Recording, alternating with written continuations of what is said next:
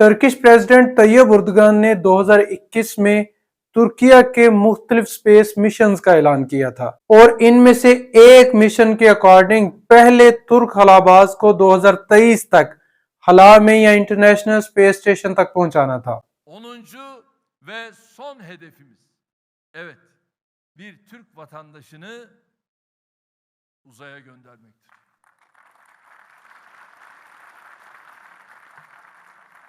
इस मिशन के लिए 44 साला एल्पर गुजराकी को सिलेक्ट किया गया। ये एल्पर गुजराकी टर्किश एयरफोर्स के एक रिटायर्ड पायलट हैं, जिनको खला में जाने वाले पहले तुर्क खलाबाज के तौर पे सिलेक्ट किया गया।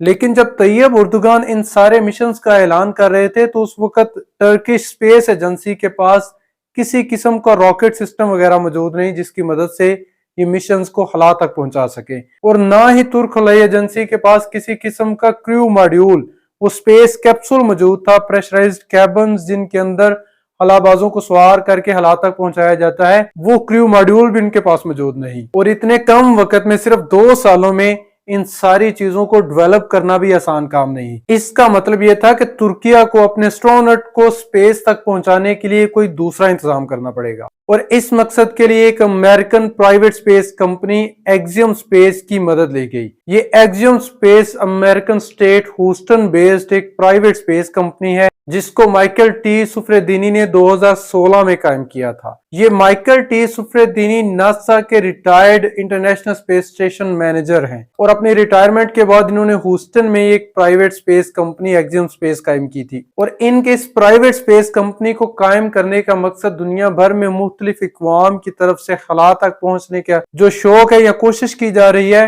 उनको बिजनेस के तौर पे टारगेट करना था। इसके अलावा ये कंपनी अपने बिजनेस के लिए मुख्तलिफ खलाई जो इंस्ट्रूमेंट्स और इक्विपमेंट्स हैं उनको भी मैन्युफैक्चर करती है और नासा के कॉन्ट्रैक्टर्स में शामिल है। और टर्किश एस्ट्रोनॉट को खला तक या इंटरनेशनल स्पेस स्टेशन तक पहुंचाने से पहले भी ये कंपनी 2 स्पेस फ्लाइट्स ले चुकी है, जिसमें दूसरी स्पेस फ्लाइट के अंदर 2 सऊदी खलाबाजों को भी इंटरनेशनल स्पेस स्टेशन तक पहुंचाया गया है। और अब ये इस कंपनी की तीसरी स्पेस फ्लाइट एक्सियम 3 मिशन के जरिए से टर्किश खलाबाज को खला तक पहुंचाया जा रहा है। ये कंपनी एक्सियम स्पेस भी असल में इनके पास अपना कोई रॉकेट या स्पेस कैप्सूल वगैरह मौजूद नहीं, बल्कि ये अपनी स्पेस फ्लाइट्स के लिए एलन मस्क की कंपनी स्पेस एक्स का सहारा लेती है। और इस एक्सियम 3 मिशन के लिए भी 18 जनवरी की सुबह को Cape Canaveral space force station Florida से स्पेसएक्स के रॉकेट फाल्कन 9 ने ब्लास्ट ऑफ किया है, टेक ऑफ किया है।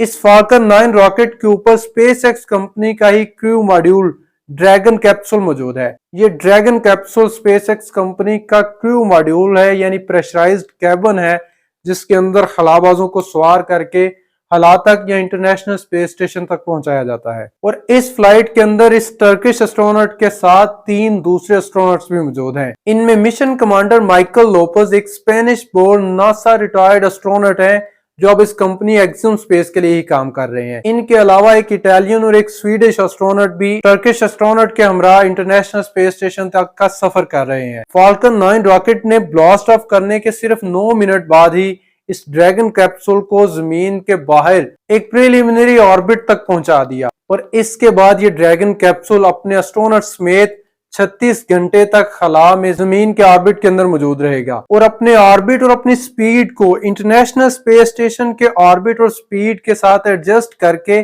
तकरीबन 36 घंटों के बाद ये आईएसएस के साथ इंटरनेशनल स्पेस स्टेशन के साथ डॉक कर देगा, उसके साथ जुड़ जाएगा जाके। और इसके बाद आईएसएस में मौजूद 7 परमानेंट क्रू मेंबर्स जो हैं वो इन 4 मेहमान एस्ट्रोनॉट्स का इस्तकबाल करेंगे, और ये चारों खलाबाज तकरीबन 2 हफ्तों तक इस इंटरनेशनल स्पेस स्टेशन के अंदर कयाम करेंगे और मुख्तलिफ नौयत के 30 खलाई एक्सपेरिमेंट्स के ऊपर काम करेंगे। ये 30 एक्सपेरिमेंट्स जो हैं वो ह्यूमन फिजियोलॉजी, हला के अंदर इंसानों की सेहत और इंसानी जिस्म में होने वाले मुख्तलिफ अवामल और टेक्निकल इंडस्ट्रियल एडवांसमेंट से रिलेटेड ये 30 मुख्तलिफ एक्सपेरिमेंट्स के ऊपर ये एस्ट्रोनॉट्स काम करेंगे। और 2 हफ्तों के बाद ये एस्ट्रोनॉट्स जो है वापस इस क्रू मॉड्यूल के अंदर ड्रैगन कैप्सूल के अंदर सवार हो जाएंगे और ये इंटरनेशनल स्पेस स्टेशन से अलग होकर जमीन की तरफ वापस आ जाएगा, और इस तरह से इनका मिशन कामयाबी से मुकम्मल हो जाएगा। इनमें से हर एक एस्ट्रोनॉट ने एक्सियम स्पेस को इस स्पेस फ्लाइट के लिए $55 मिलियन अदा किए हैं। क्योंकि ये एक्सियम स्पेस एक प्राइवेट कंपनी है, ये बिजनेस के लिए ये सारा काम कर रही है और मुख्तलिफ कंपनीज और नासा के साथ मिलकर ये इंटरनेशनल स्पेस स्टेशन तक मुख्तलिफ एस्ट्रोनॉट्स की फ्लाइट्स को, उनके मिशंस को मैनेज कर रही है। तुर्किया के अंदर इस पहले तुर्क खलाबाज के इंटरनेशनल स्पेस स्टेशन तक के सफर के बारे में लोगों की मुख्तलिफ आरा सामने आ रही हैं। टर्किश प्रेसिडेंट और उनके हमहया लोग इसको एक बड़ी अचीवमेंट करार दे रहे हैं और तैयब उर्दुगान इस अचीवमेंट को अपने आने वाले इलेक्शंस के लिए भी यूज करने की मुकम्मल कोशिश कर रही है, जबकि कुछ दूसरी आरा के लोग इस बढ़ती हुई महंगाई और मुश्किल माशी हालात के अंदर $55 मिलियन को एक खलाई मिशन के ऊपर सर्व करने को गैर जरूरी करार दे रहे हैं। मुझे उम्मीद है आपको आज की वीडियो इंटरेस्टिंग लगी होगी। अगर आज की इस वीडियो के रिलेटेड आपके पास कोई भी क्वेश्चन हो तो कमेंट सेक्शन में जरूर शेयर कीजिएगा और याद से हमारे चैनल को भी सब्सक्राइब कर लीजिएगा। अल्लाह हाफिज।